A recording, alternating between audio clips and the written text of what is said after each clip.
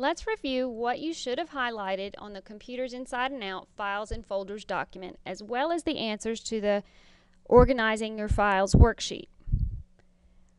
You should have opened the Files and Folders information document and then saved it to your folder on your desktop. What you should have highlighted is that a file is a collection of data that is stored together. File names often consist of two parts, name and type. Computer files come in different types: text files, graphic files, program files, email files, etc. In many computer systems, files are named so that you know what type of file it is just by looking at the abbreviation behind the name. A period is used to separate the name from the type, like this: name, type. This is what a file extension is. Extensions are always written as abbreviations, usually with 3 or 4 letters. For example, a text file is shown as .txt, and an executable file is shown as .exe. Some common file extensions include .jpg, which is JPEG, .gif, which is GIF, .bmp, which is a bitmap file. They are all graphic files, which are photo or image files. A .pdf file is an Adobe or Acrobat text file. A .htm or .html file that is a file that's viewed with a web browser. A .zip file is a compressed file that is reduced in size. Common extensions you'll see are .pdf, Adobe Acrobat file, .htm or HTML for the web pages, .gif for GIF graphics, .jpeg for JPEG graphics, and so on. Files are stored in certain places within your computer. The quickest way to find those files on most computers is to use Find. If you use a Windows operating system, Find is located on your Start menu. If you click Start, you have your Find or search box, and you can search for a file on your computer. Files have specific lengths. Files are measured in bytes. A byte is a measurement of stored data. Larger files may be measured in kilobytes or megabytes. The length of a file tells how much storage space that file is using within the computer. Folders keep files organized by grouping them together. The computer will automatically store files in certain folders in order to keep itself organized. However, when you create new files, you must decide which folders to put them in. You can even create new folders to store your files. Now, this is the part that will help you answer the orange sheet with your organizing files and your file address worksheet. For example, let's say that a boy named Adam wants to make a folder of all the fun things that he creates on the computer. With an adult's help, Adam creates a folder titled Adam. You see how we have our users, then we have Adam, and he creates a Stories folder. Within that folder, he creates 3 new folders titled Stories, Drawings, and Jokes. These are subfolders. Then, when Adam writes a story called Alien Tap Dancing, he stores or saves that file that contains the story in the Stories folder. On a PC, the file name would be alientapdancing.txt because it is a text file. We can see the example here in the file location on a Mac system. Now, it looks very similar on a Windows system. We would go to our hard drive because that's what it says on our file address. Then we would go to Users. We have to double click for that, and here we have Adam and Sarah. Notice that in our Windows pane, if we click on that little arrow, we can open that up and see exactly what folders and our folder hierarchy are. So we have our computer, which is our C drive. We have users, and we're looking right now at the Adam folder, and we see 3 subfolders: drawings, jokes, and stories. The best way to keep up with a file is to know its address. The address basically tells you what drive and folders to look in for a file.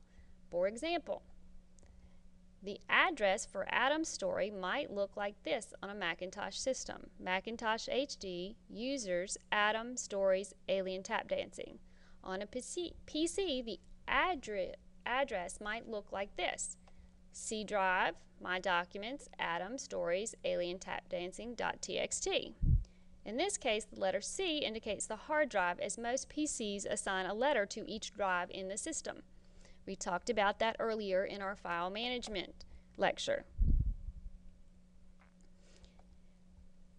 If you have something different highlighted than what I have highlighted, you can always change it. To remove a highlight that maybe you put, you would select your whatever you want to unhighlight, click the drop down arrow next to the text highlight color and click no color. And that will remove the highlight that you put. Of course, to add a highlight, you simply click and drag to select, click your drop down arrow and select the color you would like to highlight your information. Don't highlight so much that you lose what you were trying to do, which is isolate the important information. That's the purpose of highlighting information. Make sure once you've adjusted your highlights that you save your document again. Now, let's look at the orange sheet, the file address worksheet. Use the information from the file location list in the box to fill in the blanks on the file address below. So here we have exactly what you would see on a computer. For users, Adam, stories, these are text files, we know that. This is a drawing, we know we have jokes, pencil, paper, elephant. Then we have another subfolder in the user's main folder called Sarah. Then we have two subfolders, stories and drawings. Now, to figure out the address is what you see when you look up at the top of Windows Explorer. Each document and each folder has an address or a path to get to any files. You start with your computer usually. In some cases, for most of our documents, we would start with our desktop.